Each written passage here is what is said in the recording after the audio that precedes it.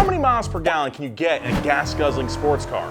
15, 30, 100? Today we'll be testing a bunch of fuel-saving techniques from the basic to the insane to the downright dangerous. Oh God, this is scary as We're gonna show you which ones actually save you money. because extreme gas prices call for extreme measures. Starting with what not to do. All right, tire pressures are sporadic. We're gonna go straight into sport mode. AC will be cranked. Windows are down. Junk in the trunk. And I got a heavy right foot. Let's hit the road.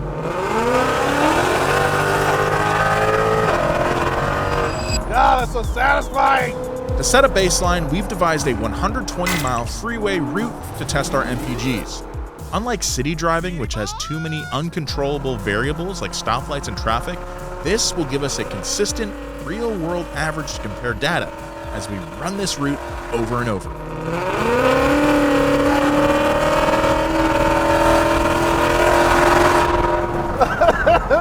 Menace to society, this car. If you're wondering how we measure our MPGs, we topped off the tank at the beginning of the run. We'll be filling it up again at the same pump to see how much fuel we burned.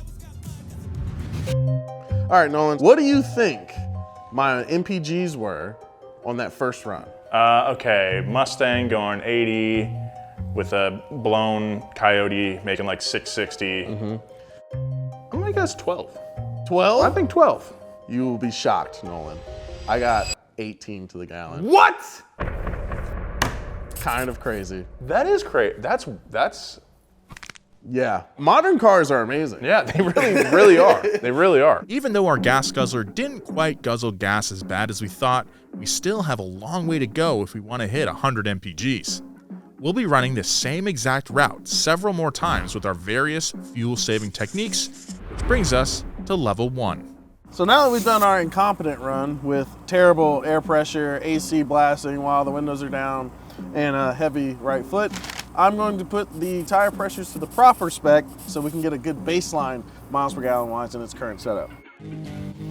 The science behind MPG maxing is actually pretty simple. The harder your engine works, the less efficient it is. Starting with our tire pressure. Underinflated tires have a lot more rolling resistance on the road, so the engine has to work harder to keep them moving. Inflating your tires to the correct PSI guarantees they're at peak efficiency. We're also rolling our windows up to reduce drag. When the windows are down, you're creating more air resistance that your engine has to fight against. Turning the AC off saves gas because your engine doesn't have to use the extra energy to turn the AC compressor. But the thing that will really save MPGs, not driving like a Mustang driver. All right, so I am baby footing the gas pedal right now. I don't want to rev very high. I'm trying to stay under 2,000 RPM. We are already in 6th gear at 45 mile an hour. Oh, someone already cut me off. I had to slow down. This is not what I want. I want to remain consistent. But we're good right now. Everyone's passing. I feel like one of those people on the highway that I hate the most. There are people stuck behind me. And I'm not moving. I refuse to move. I will hold strong. I am now a hindrance on the highway. But I must save money. It's pretty clear that this will not be as easy as the baseline run. Without AC or air coming in from the windows, Mustang is getting toasty. It is so hot in here. Oh my God. I'm sweating already. What do you think my MPGs were? Okay. 27. Ooh, you're a little high. We were shocked to find out we got 24 to the gallon. 24, okay. In a car like that? Yeah. Pretty impressive. That gives us a 33% increase in fuel mileage. That's crazy. Just from changing habits. We've done everything we can do with the car that we have in its current form. Let's kick it up a notch. Let's get a little crazy with it. Let's airbend. Man, this is a lot of work. Wish I had an extra set of hands. Dude, I got you. NOS Energy Grand Prix Guava. Yeah, it tastes great. And it'll give you that energy boost you need.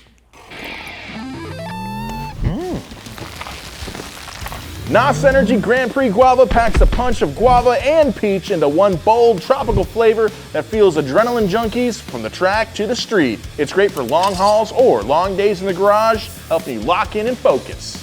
If you have a project car, you know the work is never ending. So grab yourself a can of NOS Energy Grand Prix Guava and get your project over the finish line. You might even feel like you have an extra set of hands. Click the link in the description to learn more. Whoa, getting crazy. Whoa. Time to do some aerodynamics. Time to make this thing cut through the air. Unfortunately, Justin, aerodynamics, pretty complicated science. Yeah. Luckily, we brought someone in who can help us in this very delicate and sophisticated field, Super Fast Matt. You might recognize Super Fast Matt from his YouTube channel, Super Fast Matt, where he does a ton of amazing projects like your Streamliner Bonneville car. And my favorite, the off-road Viper. What do we have here, Matt? Well, here we got computer analysis of aerodynamics, CFD, computational fluid dynamics. Everything you see here that's red is generating drag.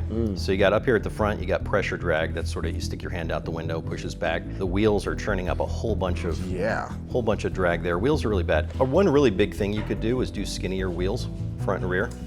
We got a bunch coming off the tail here. We got a lot of drag out here. So you can get rid of that really just by making a sharp edge. You know, I think you guys have a drag. We have a drag wing, yes. Yeah, so this is creating some downforce because you got the gurney flap on the back there, and it probably is kicked up a little bit. If you want to just minimize drag, you want to get rid of that lip on the back, and you probably want to actually angle it down. You want the straight flat edge going back. You want that on the sides too. So I don't know what these look like, but you'd want something to add to the side that comes straight down and pulls in a little bit. Is that why you see on like semi-truck trailers those Exactly. Those big That's what flap you want things? to do. Make those for that car. You can probably use that. We have a lot of material. We have material. We can go make our crazy. own. What is this model here?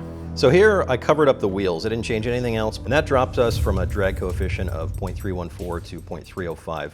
Next thing I did, same thing, but I dropped the car 30 millimeters, 35 millimeters in the front, 30 in the rear. And that pulled us from 0.305 to 0.295. So that helped quite a bit. So the last thing I did, Whoa, that's so sick. this might be a little more extreme than you want, but it's a significant I think drop. that's pretty cool. This goes from 295 to 242. Prius territory. Yeah, so you're getting really good here. One thing I didn't do, but you might try, that I do on my race car, is make it jagged. It just helps the float detach. You'll see it on airplanes. Next time you look out a window, a lot of airplanes on the cowl of the engine, it'll be jagged. Yeah. If you want to check out the aero results that we have here on AirShaper for yourself, we have a link down in the description. I'm excited to get working on this thing. So let's do it. Using Matt's wind tunnel data, we now have a plan to modify the car and fix the aerodynamic trouble spots. And we'll have the coolest Mustang ever devised. The smoothest Mustang. Also, something we forgot to mention, we added like 300 pounds to the trunk earlier to account for all the carbon fiber on our Mustang. We're gonna take it out. Next, we're gonna address the drag at the front of the car. Nice flat surface here. Limit the amount of air. All right, so here are our new rear tires. These are actually the front drag skinnies off of low Mustang, replacing our stock size Mustang wheels and tires here. I do not recommend you do this because you're not supposed to drive on the highway with drag skinnies on the front. Definitely not on the rear. Dude, this is sick. All right, so before we throw our front skinnies on, we're actually going to lower the front suspension.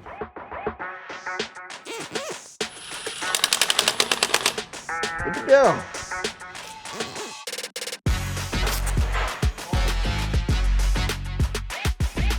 Besides the skinnier wheels, we're also adding covers over the spokes to minimize the turbulence that Matt mentioned. What do you think, Nolan? How are you gonna get the wheel on?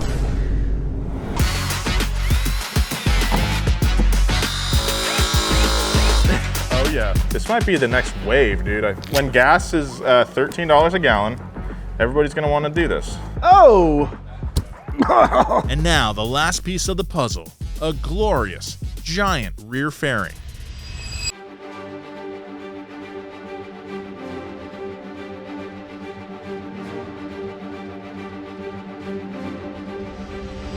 That's it, we did it. In one day. In one day.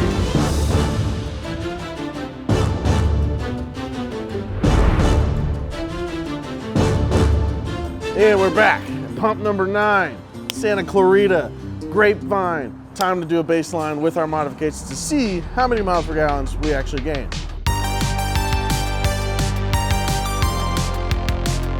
Once again, we're running the same 120-mile route. This time, we'll see if aero mods alone are enough to boost our MPGs.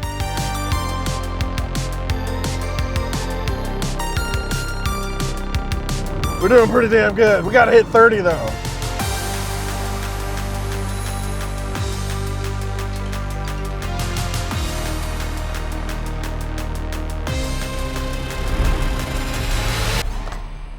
All right, moment of truth. So 4.428 gallons on that same route gives us 27.1 MPGs. Oh, 3 MPGs might not sound like much, but for the average American, that's a cost savings of around $300 per year. And compared to our original test, that's over $1,000 in savings. But let's be honest, 27 MPGs still isn't good enough. What if we could engineer the perfect situation to actually get 100 miles per gallon? For our final fuel-saving technique, we're gonna try drafting. All right, Justin, you ready? I'm ready. Seal us up, Max. The idea is simple. The truck punches a hole through the air, nearly eliminating the high-pressure drag in front of you. This is a real technique that NASCAR drivers use to save fuel and drive faster. The only problem? You have to get dangerously close for this to even work. Oh my God. Okay, we're at 18 miles per gallon. 38, 42, 61, 76, Oh! 19. Oh, I'm on the throttle. Oh, Jesus Christ. 47. I'm trying not to look at the truck. Don't Trying not hit to the look at the truck. All right, you guys can begin to slow down. Good God, that was a little hairy, dude. That was hairy. Justin, we're gonna run it back. Yeah, we tried a decent speed at 50. Yeah. Let's go faster. Yeah, why Let's not? see what Let's happens. cut that wind even more. Let's do it. Oh, I've been cutting wind all day, buddy. Oh, that's what that was.